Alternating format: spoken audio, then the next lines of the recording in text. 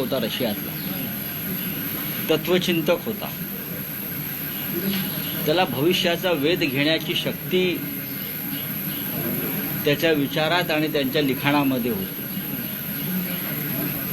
आणि त्याची एक गोष्ट फार प्रसिद्ध आहे, ती म्हणजे जास्त हावरटपणा किंवा हव्यास किंवा फाजील महत्वाकांक्षा ठेवली की त्याचा अंत काय होतो हे टॉलस्टॉयने त्याच्या कथेमध्ये सांगितलं. त्याच्या कथेतला जो म्हातारा आहे त्याला संपत्ती आणि जमीन मिळवण्याची एवढी भूक लागली की तो दिवसभर जमिनीसाठी धावत राहिला. इतका धावला कारण त्याला सांगण्यात आलं होतं की सूर्योदयापासून सूर्यास्तापर्यंत तू जितका चालशील तेवढी जमीन तुझी. पण त्याला चालण्यापेक्षा धावण्याची इच्छा जास्त झाली की जास्त जमीन मिळेल. तो धावत राहिला. तो दुपारी जेवला नाही, त्याने पाणी प्यायला नाही. चालता चालता तो आजारी पडला आणि मग ज्युपिटर हॉस्पिटलला ऍडमिट झाला. तरी तो धावत राहिला आणि धावता धावता तो पडला, वेशीवरून पडला आणि त्याला शेवटी काहीच मिळालं नाही. शेवटी गावकऱ्यांनी त्याला 2 गज जमीन ही त्याच्या नशिबी आली. हे सर्व राजकारण्यांसाठी आहे. हे अमित शहासाठी आहे, हे नरेंद्र मोदींसाठी आहे, एकनाथ शिंदेसाठी आहे, देवेंद्र फडणवीस यांच्यासाठी आहे की माणसानं कुठे थांबायचं हे ज्याला कळत नाही त्याचा अंत फार वाईट होतो. हा जगातला नव्हे तर रामायण असेल, महाभारत असेल, बायबल असेल, कुराण असेल, हिंदुत्व असेल, कोणत्याही धर्मात पहा की एक त्यातलं तत्व आहे, एक मुद्दा असा आहे की तुम्हाला कुठे थांबलं पाहिजे हे जोपर्यंत कळत नाही तोपर्यंत तुम्ही समाधानी नाही. समाधान हा अत्यंत महत्वाचा शब्द आहे. तुम्ही आमदार फोडताय, खासदार फोडताय, कार्यकर्ते फोडताय, पैसे देताय, 20-20 कोटी, 50-50 कोटी. काल सुद्धा एकाला 20 कोटीची ऑफर दिली. एक लिंगाडे नावाचे आमदार आहे बरं का, अशी माझी माहिती आहे. किती पाहिजे तुम्हाला?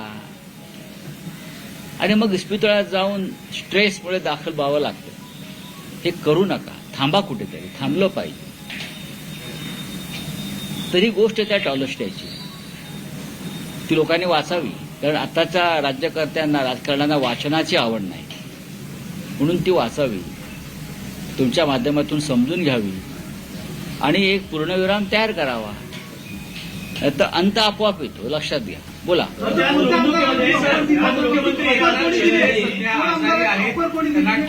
रुग्णालयात दाखल करण्यात आलंय, त्यांच्या तब्येतीची सुद्धा नाही, त्यांना अतिश्रमामुळे जे आजारी असल्याचं मी वाचले. अतिश्रमामुळे म्हणजे टॉलस्टॉयचा म्हातारा सुद्धा अतिश्रमामुळेच पडला. टॉलस्टॉयच्या कथेतला म्हातारा सुद्धा अतिश्रमामुळे, सतत धावत राहिल्यामुळे, जमिनीसाठी, आमदारांसाठी, खासदारांसाठी, बरं का, पदासाठी, पैशासाठी. आणि तो जो आहे टॉलस्टॉयचा म्हातारा, तो टांगा चालवायचा. तो तेव्हा रिक्षा नव्हती, तेव्हा टांगा होता. तेव्हा तो टांगा चालवायचा आणि टांगा चालवून उपजीविका कराय. अशी गोष्ट आहे का, मी माझ्या मनातलं सांगत नाही. जर तुम्ही टॉलस्टॉयचा कथा कादंबऱ्या वाचाल तर हा म्हातारा टांग्यावाला तुम्हाला सातत्यानं त्यात दिसेल. त्याच्यामुळे ते आजारी असतील तर त्यांच्या प्रकृतीला आराम पडो आणि त्यांच्या प्रकृतीबरोबर महाराष्ट्राच्या प्रकृतीलाही आराम पडो. नाही तर महाराष्ट्राच्या आणखी 2-3 म्हाताऱ्यांचा उल्लेख करताय. तुम्हाला असं का वाटतंय की अशा पद्धतीनं? नाही, तुमच्या हातामध्ये अफाट सत्ता आहे, यंत्रणा आहे आणि लुटलेला पैसा आहे राम मंदिरातला. हा राम मंदिरातून लुटलेला पैसा आहे.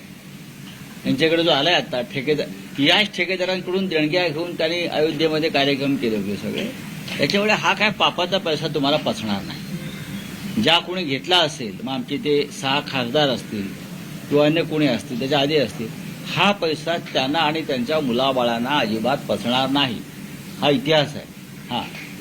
टॉलस्टॉयच्या म्हाताऱ्यासारखे सगळे कोसळणार आहेत 2 फूट जमिनीमध्येच. असं म्हणाल की एका आमदाराला अजून एक ऑफर देण्यात आली. असं आहे की प्रयत्न चालू आहे? आमचा नाही, ते आमचे नाही, मला माहित नाही. मला असं आहे की शेवटी विधिमंडळाचं अधिवेशन चालू आहे, चर्चा सुरू असतात, मग कानावर येतात, कोणतरी सांगायला येतं की आजही अमुक अमुक माणसाला ऑफर दिली, त्याला ऑफर दिली. म्हणजे काय करणार आहे, ऑफर करणार काय, किती पाहिजे आहे त्यांना, काय. शेवटी इस्पितळातच माणूस जातो, इस्पितळातून सेवागृहात जातो, तिथून तिरडीवर जातो, तिरडीवरून स्मशानात जातो. माणसाला किती हाव असावे आणि हव्यास असावा. हिंदुत्वाचे धर्मग्रंथ जरा वेदपुराणं, जर तुम्ही हिंदुत्ववादी आहात तर चाळा आणि वाचा. रामकृष्णही आले गेले, रामकृष्णही जगले नाहीत. त्यांनी युद्ध जिंकलं महाभारताचं आणि सगळ्यांना जावं लागलं. तुम्ही का अमर आहात का? कोणी मोदी अमर आहेत का? नाही ना. अमित शहा अमर आहेत का? नाही. देवेंद्र फडणवीस आणि एकनाथ शिंदे काय आजरा अमर आहेत का? कोणी अमर नाही, लक्षात घ्या. आणि शेवटी मग एक नियती अशी असते ती तुम्हाला पूर्णविराम देते. रामरक्षा आंदोलन आहे, रामरक्षा आंदोलनाची सुरुवात होते. दुसरीकडे सत्ताधारी म्हणतात की तुमचं अरे कोण रक्षा आंदोलन तुम्ही करा म्हणून. अरे साले कोण ते सत्ताधारी? काय सत्ताधारी सत्ताधारी सत्ताधारी?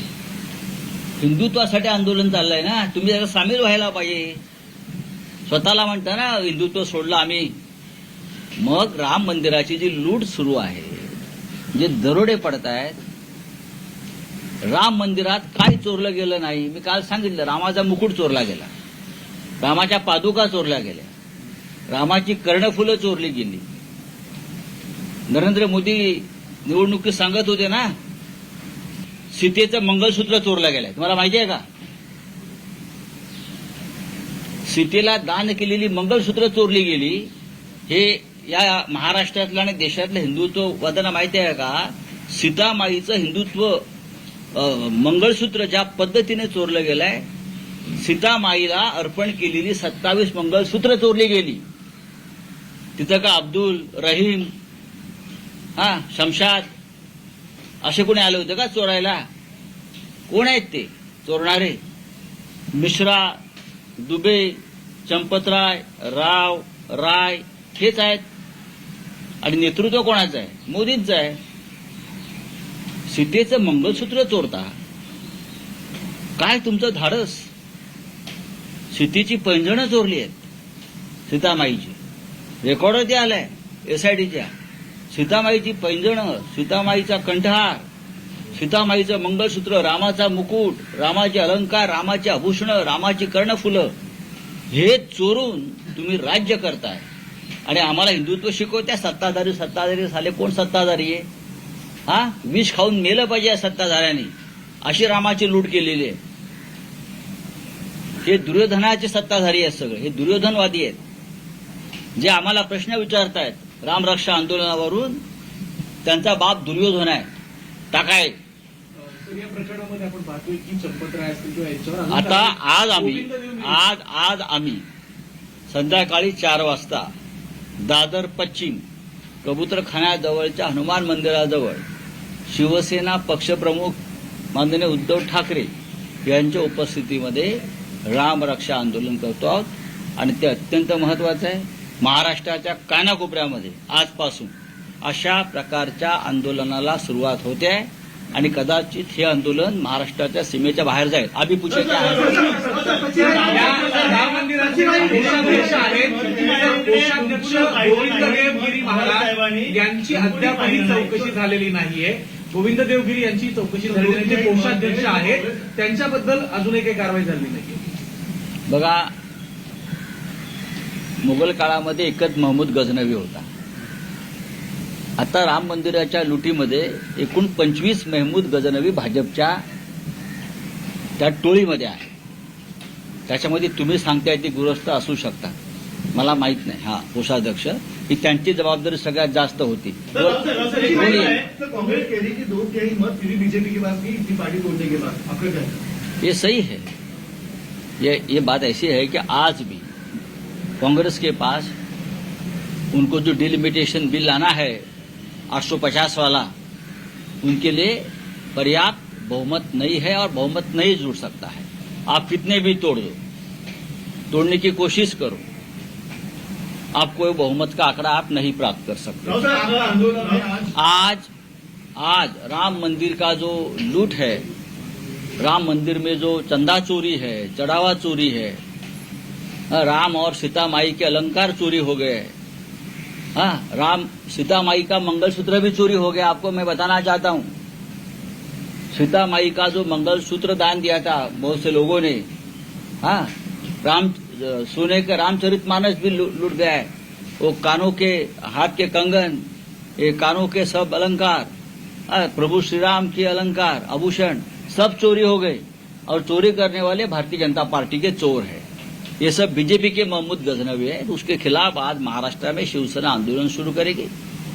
आज दादर में हनुमान मंदिर के सामने उद्धव ठाकरे जी के नेतृत्व में आंदोलन की शुरुआत होगी, फिर पूरे महाराष्ट्र में आंदोलन होगा और महाराष्ट्र के बाहर भी हम जाएंगे।